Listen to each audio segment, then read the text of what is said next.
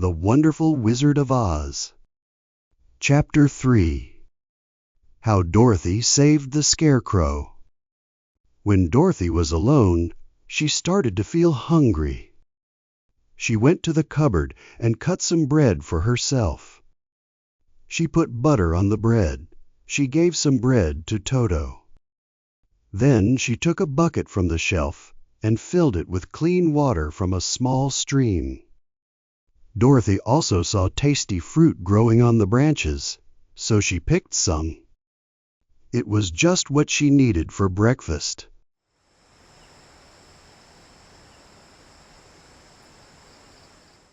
Then she went back to the house. She and Toto drank some cool, clear water. After that, she started getting ready for the trip to the City of Emeralds. Dorothy had only one more dress. It was clean and hanging next to her bed. The dress was blue and white checkered gingham. Dorothy washed herself, put on the clean dress, and tied her pink hat on her head. She took a small basket, put bread in it, and covered it with a white cloth. Then she looked at her feet and saw that her shoes were very old and worn. "They are not good for a long trip, Toto," she said. Toto looked up at her with his little black eyes and wagged his tail to show he understood.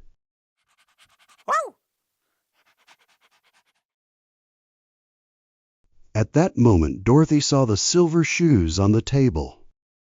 They had belonged to the Witch of the East. "I wonder if they will fit me," she said to Toto. "They would be good for a long walk, because they will not get old." She took off her old leather shoes and put on the silver ones. They fit her perfectly, like they were made for her. At last she picked up her basket. "Come on, Toto," she said. "We will go to the Emerald City and ask the Great Oz how to get back to Kansas." She closed the door, locked it, and put the key into her dress pocket. Then she and Toto started their journey. Come on, Toto. Let's go. There were many roads close by, but soon Dorothy found the one with yellow bricks. After a little while, she was walking quickly toward the Emerald City. The sun was shining and the birds were singing. Dorothy was not very sad, even though she was far from home in a strange place. As she walked, she was surprised by how nice the country looked. There were light blue fences next to the road, and behind them were many fields with grain and vegetables. The Munchkins came out to see Dorothy and bowed to her. Everyone knew she had helped destroy the Wicked Witch and set them free. Toward evening, Dorothy was tired from walking a lot and wondered where she would sleep. Thank you.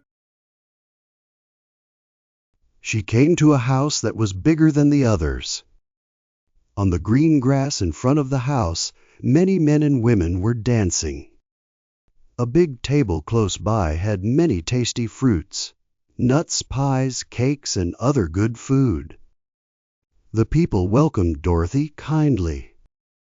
They invited her to have supper and stay the night. This was the home of a rich Munchkin, and his friends were there to celebrate being free from the Wicked Witch. Dorothy ate a good dinner. The rich Munchkin, Boq, waited on her himself. When Boq saw her silver shoes, he said, "You must be a powerful witch." "Why?" the girl asked.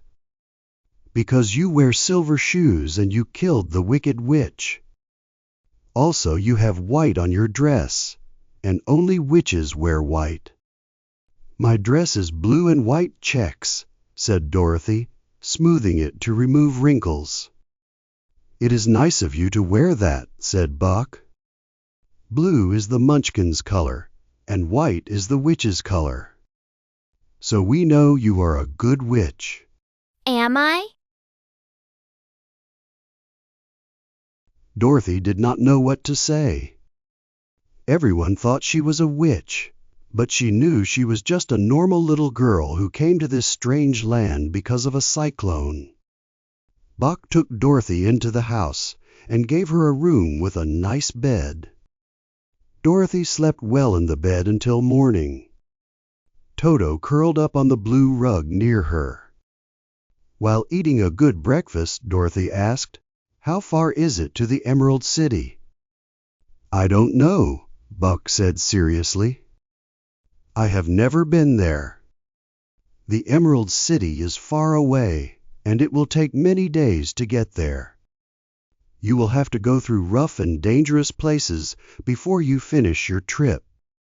This made Dorothy a little worried, but she knew only the Great Oz could help her go back to Kansas.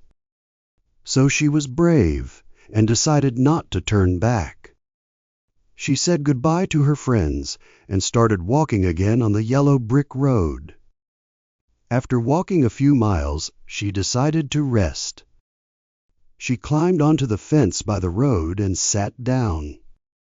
Behind the fence was a big cornfield. The Emerald City is far away. She saw a scarecrow on a pole nearby. It was there to keep birds away from the corn. Dorothy rested her chin on her hand and looked at the scarecrow quietly. Its head was a small bag filled with straw. The eyes, nose, and mouth were painted to look like a face. Dorothy looked closely at the strange painted face of the scarecrow. She was surprised when one eye slowly winked at her. At first, she thought she was wrong because scarecrows in Kansas never wink. But then the scarecrow nodded its head kindly. Dorothy climbed down from the fence and walked toward it.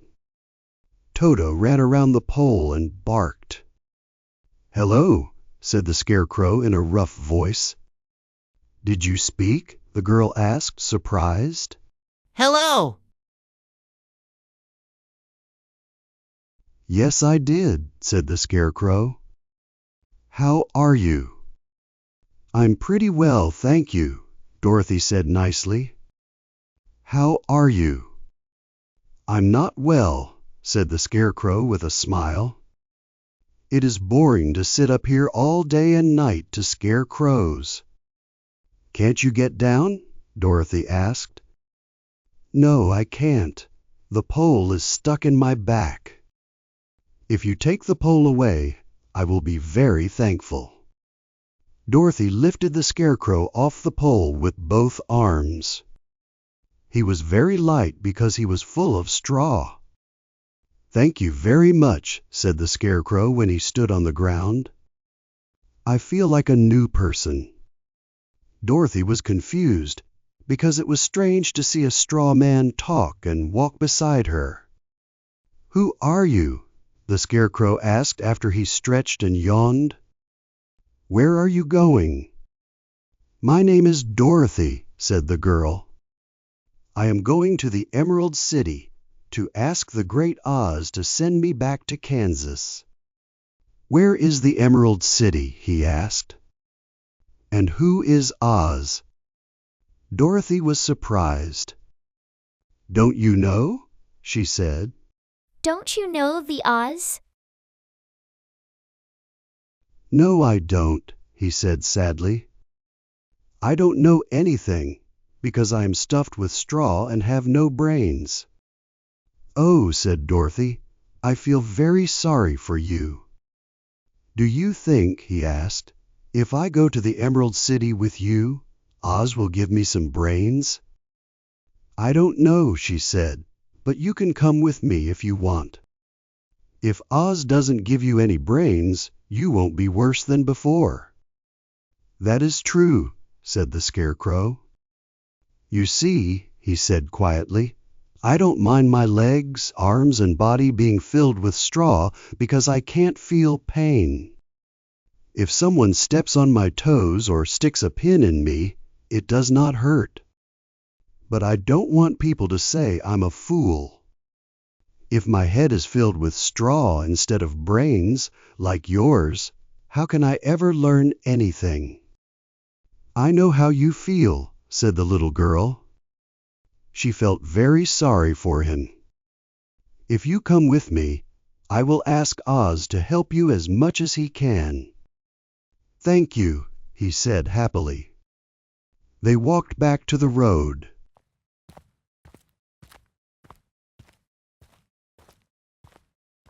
Dorothy helped him climb over the fence.